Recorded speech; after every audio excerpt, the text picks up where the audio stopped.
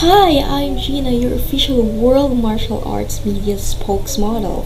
I will be here from time to time to give you important updates and news on our magazine, radio show, TV show, and special events. So come back to this page often.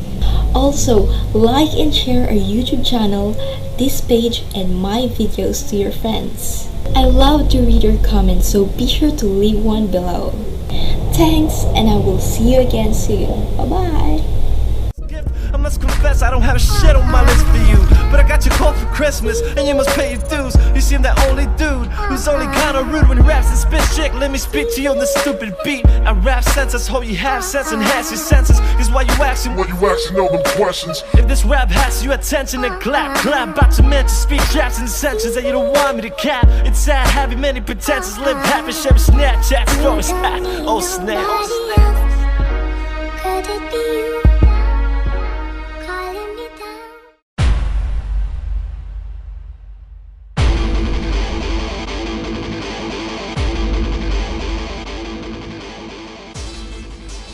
Attention business owners. Reach over 100,000 martial artists a month by advertising with World Martial Arts Media. We can put your product, service, or event announcements in front of your target audience. Advertise with World Martial Arts Magazine, World Martial Arts Radio, World Martial Arts TV, or all three media sources for the biggest bang for your advertising buck. Visit www.worldmartialartsmedia.com and click on the advertising link to see just how amazingly affordable it can be.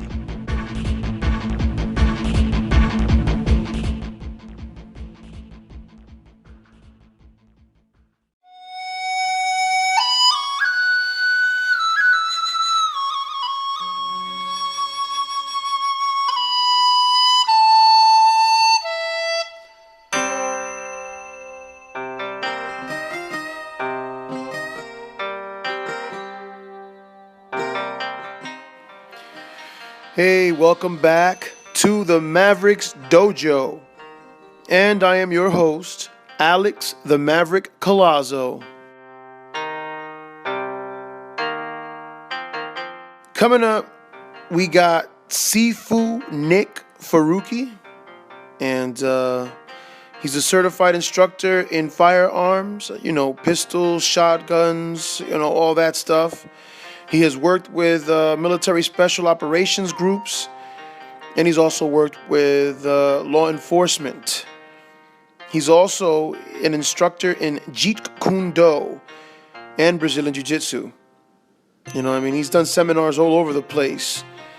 And he's done seminars here in the United States, to the Middle East, all the way to my home country, Puerto Rico.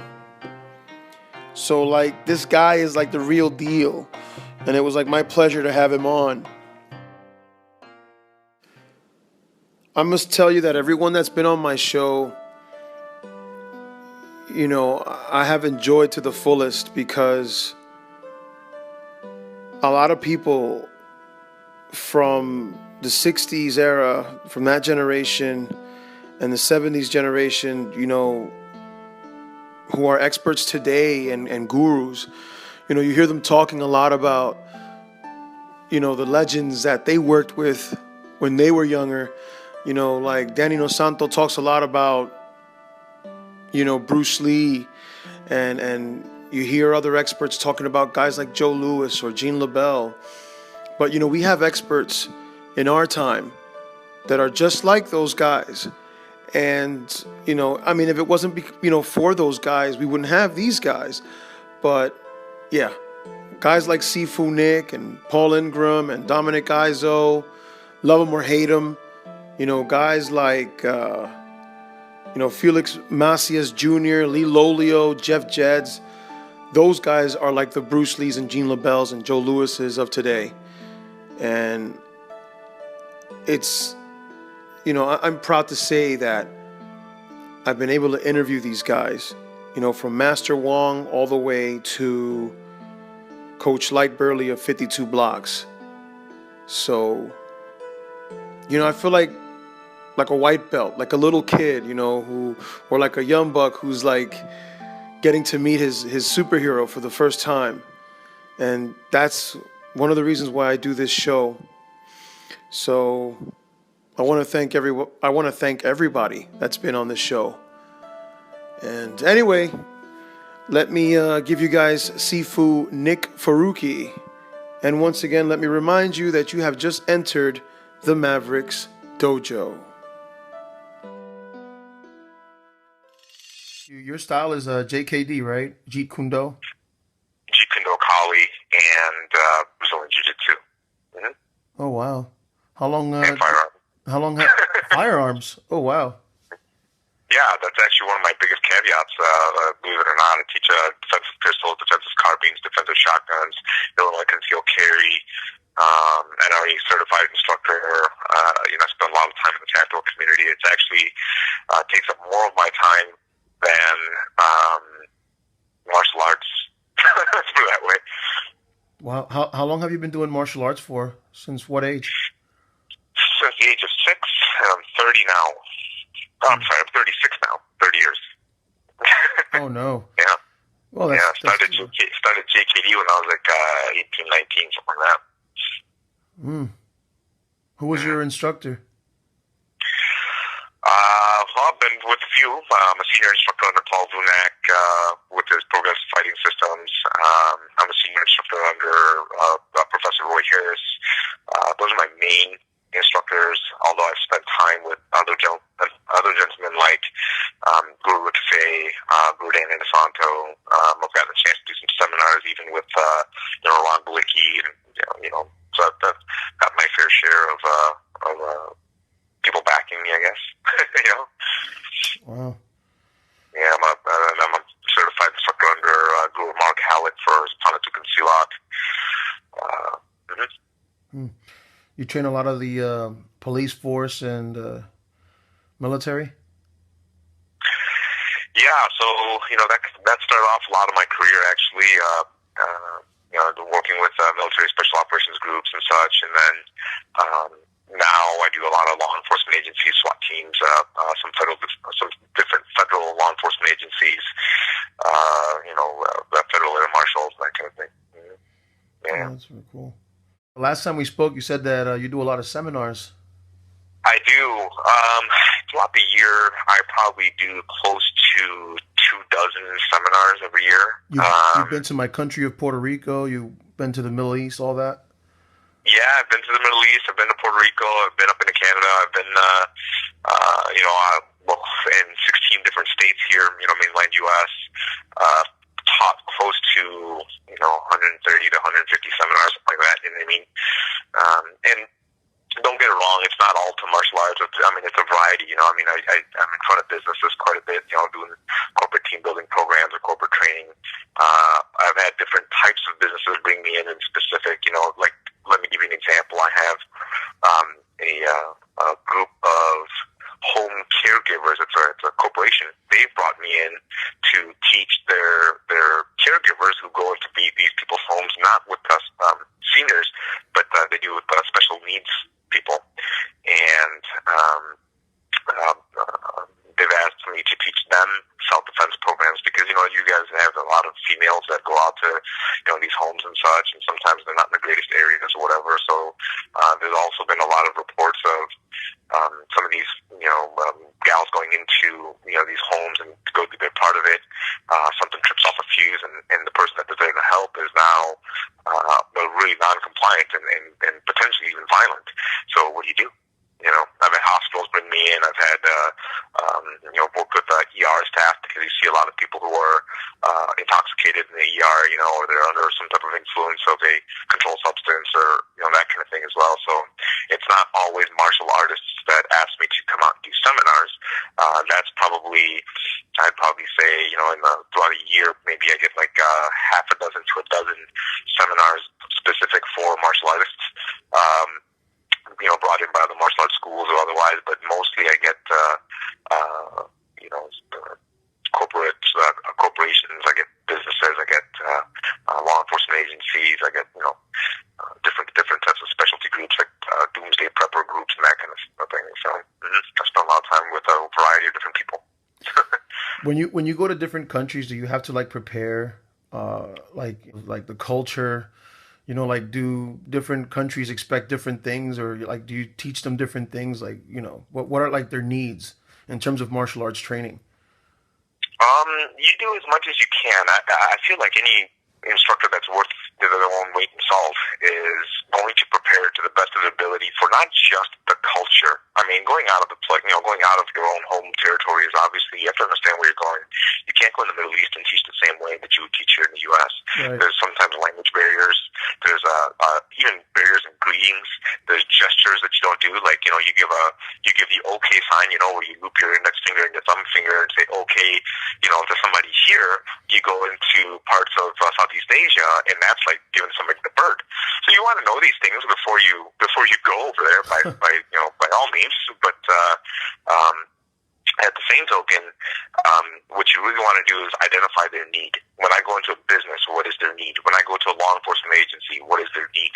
Or when I go in front of a military group, what is their need? You understand what I'm saying? Yeah. You can't teach. Not everybody's there for martial arts. Martial arts is a way of life.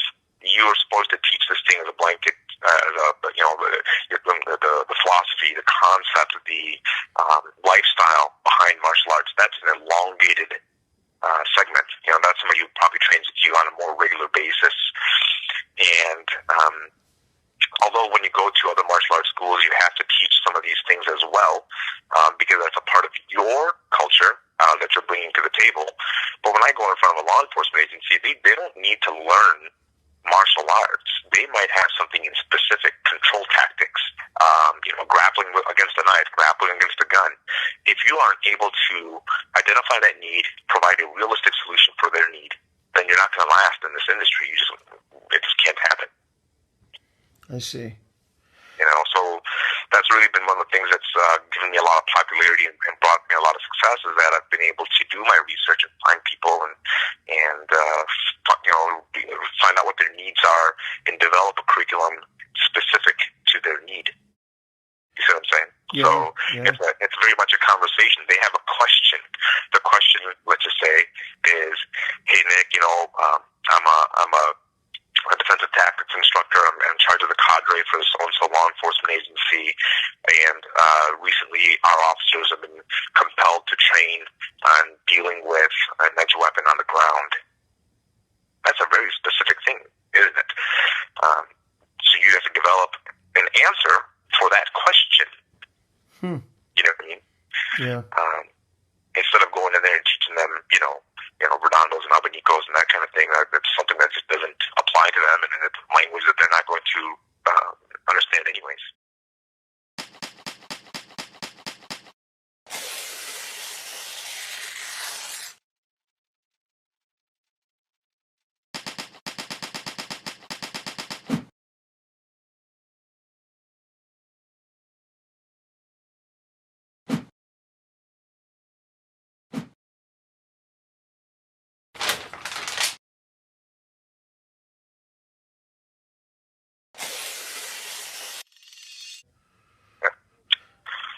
You mentioned that you did JKD. Now, I was going to ask you because the other day I was interviewing Felix Macias Jr. of the Oakland School.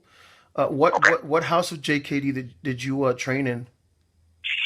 Well, unfortunately, in the JKD community, you have people who divide JKD into different factions. Original JKD, JKD concepts, New Age JKD, contemporary JKD. All these different people have different things. And I guess if you were going to put me in any of those categories, which I really don't like to do myself, but for simplicity of conversation, if I was one of those, I would say I am a JKD concepts, meaning I come from the Daniel Nasanto lineage. What would be the difference? Well, a lot of it is what you want, and a lot of people who say I do original JKD. What they're telling you is that they're emulating everything that Bruce Lee himself did for Bruce Lee, right? So they develop their database of technique and training method based on exactly what happened in 1964, 1967, and based on the accounts of people who trained with Bruce Lee, guys like Jerry Poteet or Bob Bremer, or so and so. Right. And so they were copying exactly what Bruce did. The JKD concepts, folks, are very different in the sense that they look at all that stuff, and we should know all that. We should know historically where you come from and where you're going. But when we look at it, we look at the philosophies and the concepts that JKD provides us, and then go do research and start to develop our expression. Right, and our concept of JKD is that you have a very individual expression of martial arts, to be honest with yourself, to express honestly. Right, I mean, there's countless amounts of interviews and writings from Bruce Lee himself saying that this is my JKD is not your JKD. You understand that? And so when people look at me and they say, "Man, well, you don't look like Bruce Lee," and I tell them, "Well, I'm not 5'5" and Asian." You know what I mean? I'm 6'2" and 205 pounds. I cannot move the same way somebody who's 155 pounds. My expression in JKD, it has to be different. You know what I mean? It's very unique to every single individual, rather than taking a blanket statement saying this is exactly what Bruce did, and we're going to do exactly that. You know what I mean? Right. Yeah. I've heard people ask this question many times, which I find important, me coming from a boxing background, but like people would ask, does your JKD include boxing, right? Do you find that is essential, like, for a real street fight or for a real self-defense situation, like to have boxing integrated into your JKD? Absolutely. I mean, if you want to learn good hands, you go to the people who understand hands. You know what I mean? Yeah. And boxers, can you find me any other different system, style, or martial art that pays their people more than boxing does? Wow. Anyone? Anywhere? No. Right? Floyd Mayweather just took home $200 million because Right. he knows how to use his hands. Right? So I feel like, well, first and foremost, boxing was an integral part of even the original JKD. Right? It has an influence, and it was a big influence, I think, in more ways than people give it credit for. One of the things that Bruce recognized, at least from what I've gathered from the people who were training with him, is that they're very live on their feet.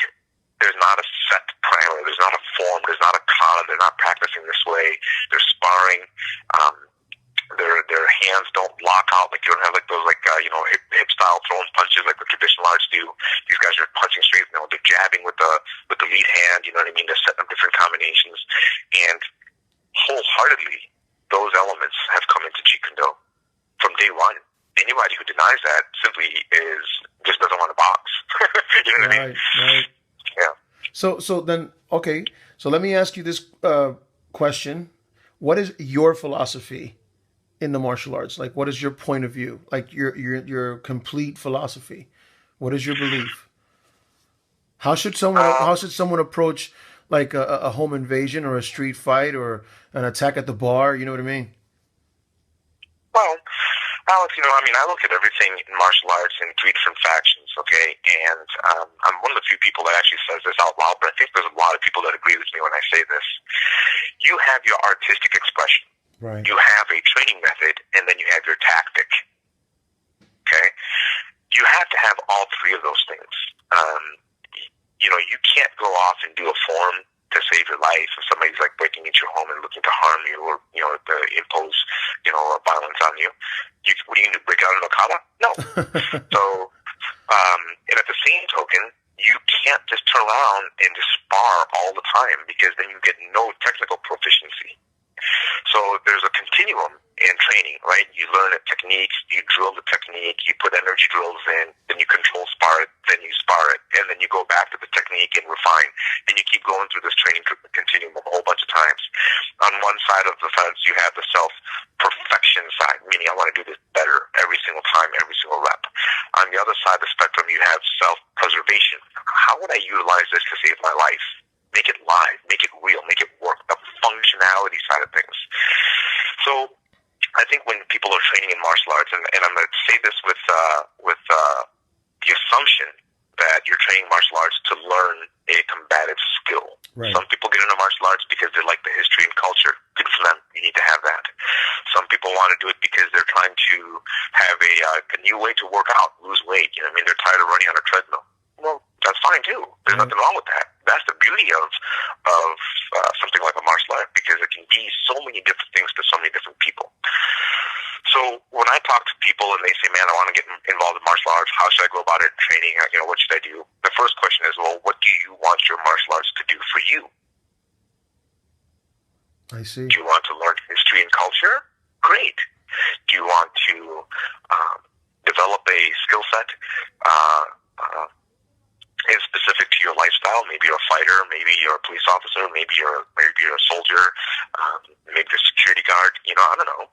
And so your needs are completely different, right? We talked about that in the beginning of our conversation. We have to identify the need, and sometimes that need changes. You know, I really got into this thing because I wanted to lose shape, but I really love it so much. I think I want to compete. Well, your needs just changed, didn't they? Right. So, I guess the advice that I give to everyone is you need to recognize what you want out of this thing first. You get that. You get that. Recognizing it as it changes. You get that sense of empowerment through training, and then you want to take it to the next level. Yeah. Right. Or otherwise, right? Some people just like they want. Like I said, I mean, you might have come in just to lose a couple pounds. Right. Now you want to compete. Suddenly you got a job as a police officer. Well, three different lifestyles, see what I'm saying?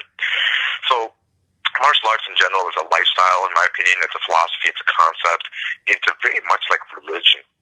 Okay? Majority of people who come into martial arts, you do it for self-bettering of some sort, right? Self-bettering in skill, self-bettering in demeanor, self-bettering in health. All those things are wonderful. Why do people really rely on religion so much? It makes them better people. It teaches them core values and character development, and how to deal with with the ways of the world, and how to deal with X, Y, Z type of a person and otherwise. You see what I'm saying? So it's very much like a religion, in my opinion. Don't you think so? I mean, am I I love it. I love everything you're saying, man. I'm like, I like your point of view. I like your point of view. Yeah, well, I mean, I think that's maturity in martial arts. Somebody who's spent a bunch of time with a bunch of different people, with a bunch of different experiences, and really takes the values from martial arts into your day-to-day life. That's a person who's mature in martial arts. You know what I mean? If all you can tell me is about how you have this military art and I'll show you how to hack somebody's face off with a pencil, 75 different ways. That's a very immature thing. You're not recognizing the potential of what you're doing. You know, see what I'm saying? Yeah. And anybody who's seen violence, like real hardcore violence, will not wish that upon anyone. You know what I mean? Wow. They don't want to do these things to somebody. Why on earth would a sane person evoke violence on another person? That doesn't mean you shouldn't have the skill set to do so, or to be able to respond if somebody's trying to do you harm. It means that your maturity in martial arts hasn't gotten there to that point yet, where you realize that I can utilize the values that I learned in martial arts everywhere else.